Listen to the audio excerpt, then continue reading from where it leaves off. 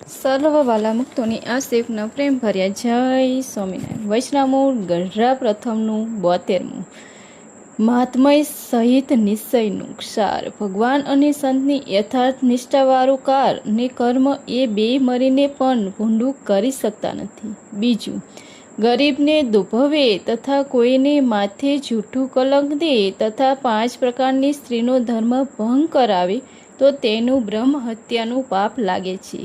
ત્રીજું, શ્રી કૃષ્ણ ભગવાન જે રાસરમણ કર્યું તે કામને ગર્વ ઉતારવા માટે જ હતું. ચોથું, શ્રી હરિ મનુષ્ય ભક્તને સજાતીય થઈ તેનું કલ્યાણ કરવા માટે માનુષ સ્વભાવ દેખાડે છે સત્તા, પણ તે પોતે તો દિવ્ય મૂર્તિ જ છે. પાંચમું, મહાત્મય સહિત નિશ્ચય થાય તો એમ મનાય જે મારું કલ્યાણ તો થઈ જ ગયું છે. હવે તો જે મારું દર્શન કરે કે વચન માને તેનો પણ મોક્ષ થશે. છઠ્ઠું, ઉત્તમ મધ્યમ ને કનિષ્ઠ ભક્તના લક્ષણ કયા છે? સ્વામિનારાયણ હરિ. સંવત 1876ના ચૈત્ર સુધી એકાદશીને દિવસે સ્વામી શ્રી સહજાનંદ મહારાજ શ્રી ગઢડામાંથી દાદા ખાચરના દરબારમાં શ્રી વાસુદેવ નારાયણના મંદિર સમીપે ઉતરાતે 12 ઓરડાની ઓસરી ઢોલિયા ઉપર ઉગમની મુખારવંદે બિરાજમાન હતા અને સર્વ શ્વેત વસ્ત્ર ધારણ કર્યા હતા ને પોતાના મુખારવિંદની આગળ મુનિ તથા દેશ દેશના હરિભક્તની સભા ભરાઈને બેઠી હતી. પછી મુક્તાનંદ સ્વામીએ પૂછ્યું છે, હે મહારાજ, કાલ્યને દિવસે તમે દાદા ખાચર આગળ બહુ રૂડી વાત કરી હતી. તે વાત સાંભળવાની અમારે સર્વને ઘણી ઈચ્છા છે. પછી શ્રીજી મહારાજ બોલ્યા છે, જે ભગવાનના ભક્તને ભગવાનનો નિશ્ચય મહાત્મ્ય સહિત હોય ને સંતને સત્સંગેનું મહાત્મ્ય ઘણું જણાતો હોય ને તે ભક્તને જો કર્મ કઠન હોય કે કાર કઠન હોય, પણ જે ભક્તને એવી ભક્તિનું અતિશય બળ છે કે કાર ને કર્મ એ બે મરીને તેનું ભૂંડું કરી શકતા નથી, અને જેને ભગવાનને ભગવાનના સંતને વિશે જો નિષ્ઠામાં કોઈક ફેર હોય તો તેનું ભગવાન રૂડું કરવાને ઈચ્છે તો પણ રૂડું થતું નથી, અને જે ગરીબને કલ્પાવે તેનું તો કોઈ રીતે રૂડું થાય જ નહીં. અને મહાભારતમાં ભીષ્મ પિતાએ રાજા યુધિષ્ઠિરને એમ કહ્યું છે, જો તું ગરીબને કલ્પાવીશ તો તું તારા વંશ સહિત બળીને ભસ્મ થઈ જઈશ. માટે ભગવાનના ભક્ત હોય અથવા કોઈ બીજા હોય, પણ ગરીબ માત્રને લેશ માત્ર દુખવો નહીં, અને જો ગરીબને દુખાડે તો તેનું કોઈ પ્રકારે સારું થાય જ નહીં, અને જો ગરીબને દુખાડે તો બ્રહ્મ હત્યા જેટલું પાપ લાગે છે. અને તેમજ કોઈને માથે છૂઠું કલંક દેવું તે પણ બ્રહ્મ હત્યા જેવું જ છે.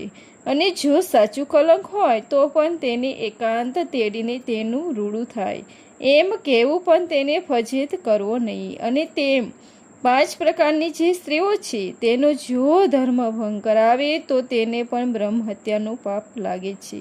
તે 5 પ્રકારની સ્ત્રીઓ કઈ તો એક તો પોતાને ચરણે આવી હોય, અને બીજી તે પોતાની સંગ કરવાને ન ઈચ્છતી હોય, અને ત્રીજું તે પ્રતિવતા હોય, અને ચોથી તે વિધવા સ્ત્રી, અને 5મી તે વિશ્વાસી સ્ત્રી. એ 5 પ્રકારની સ્ત્રીઓની સંગાથે જો વ્યભિચાર કરે તો તેને બ્રહ્મ હત્યાનો પાપ લાગે છે. તેમાં જે વિધવા સ્ત્રી છે તેનું તો મન કુમાર્ગને વિશે ડોલતું હોય તો તેને સમજાવીને ધર્મ રાખવી. પછી મુનિ જે તે ભગવાનના રસિક કીર્તન ગાવા લાગ્યા તેને સાંભળીને શ્રીજી મહારાજ બોલ્યા છે, ભગવાનને જીવના કલ્યાણને અર્થે દેહ ધરે છે, ત્યારે મનુષ્યને જેવી જ સર્વક્રિયા હોય તેને દેખીને જે ભગવાનના ભક્ત હોય તે તો ચરિત્ર કરી જાણી અને વિમુખ જે હોય અથવા કાચો પોચો હરિભક્ત હોય તે તો એ ચરિત્રને વિશે દોષ પરઠે. જેમ સુખજીએ રાસ પંચાધ્યાયીનું વર્ણન કર્યું ત્યારે રાજા પરિસ્થિતિને સંશય થયો. પછી એમ પૂછ્યું છે, ભગવાન તો ધર્મના મર્યાદા સ્થાપિત કરવા અર્થે પ્રગટ થયા હતા, તેને પણ સ્ત્રીનો સંગ કરીને ધર્મનો ભંગ કેમ કર્યો? એવી રીતે દોષ લીધો. અને સુખજીએ તો સમજી વિચારીને ભગવાનનું ગુણગાન કર્યું છે. કામદેવ બ્રહ્માદિક દેવતાને જીતીને પોતાને વંશ કર્યા તેનો કામદેવ અતિશય ગર્વ થયા. તે ગર્વને ઉતારવાને કાજે ભગવાન કામદેવ પકડાયો. તે જેમ કોઈ બળવાન રાજા હોય તે શત્રુને પોતાના ગાંઠને દારૂ ગોરી અપાવી પછી તે સાથે લડવા જાય તેમ ભગવાન કામદેવ રૂપ શસ્ત્રને લડાવી અને સામના મોરને આપ્યો તે શું? તો કામદેવ બર જ્યાં સ્ત્રી સંબંધ હોય ત્યારે થાય, તેમાં પણ શરદ ઋતુની વિશે રાત્રિમાં કામદેવ વધુ બર થાય તથા સ્ત્રીના રંગ વિલાસના શબ્દ સાંભળતા તથા સ્ત્રીનું રૂપ જોવું, સ્ત્રીનો સ્પર્શ કરવો, તેને કરીને કામદેવનું અતિશય બર વધે છે ને એ સર્વ સામાન શ્રીકૃષ્ણ ભગવાનને કામદેવને આપીને તેને જીતી લીધા અને અખંડ બ્રહ્મચારી પેઠે ઉધ્વ રહેતા રહ્યા અને એવી રીતે કામના ગર્વ ઉતાર્યા. એવું અલૌકિક સામર્થ્ય ભગવાન વિના બીજામાં હોય જ નહીં. એવું અતિ ભગવાનનું સામર્થ્ય જાણીને સુખજીએ ભગવાનના ચરિત્ર ગાન કર્યા અને રાજા પરિસ્થિતિને તે વાત સમજાવી નહીં. ત્યારે દોષ પઠાવ્યો માટે કોઈએ એમ કહે છે, તમે પરમહંસ થઈને રસિક કીર્તન કેમ ગાઓ છો? તો તેને એમ કહેવું છે, જો અમે રસિક કીર્તન ન ગાઈએ અને ભગવાન રસિક ચરિત્રને વિશે દોષ પડશે તો અમે પણ રાજા પરિસ્થિત તથા બીજા જે નાસ્તિક વિમુખ જીવ તેના પંક્તિમાં ભરીને માટે અમારે તો વિમુખની પંક્તિમાં ભરવું નથી. શા માટે છે? પરમહંસ માત્રના ગુરુ જે સુખજી તેને ભગવાનના રસિક ચરિત્ર ગાયા છે માટે અમારે પણ જરૂર ગાવાના. અનેક સર અક્ષરથી પર એવા જે પુરુષોત્તમ ભગવાન છે તે જ્યારે જીવના કલ્યાણને અર્થે બ્રહ્માંડને તેને વિશે મનુષ્ય જેવું મૂર્તિ કરીને વિચરે છે ત્યારે સર્વ મનુષ્ય જેવા જ ચરિત્ર કરે છે. અને જેમ મનુષ્યને વિશે હારવું, જીતવું, ભય, શોક, કામ, ક્રોધ, લોભ, મોહ, મદ, મચ્છર, આશા, તૃષ્ણા, ઈર્ષા ઇત્યાદિ માયિક સ્વભાવ હોય તેવા જ સ્વભાવ ભગવાન પણ પોતામાં દેખાડે છે અને સર્વના જીવના કલ્યાણને અર્થે છે.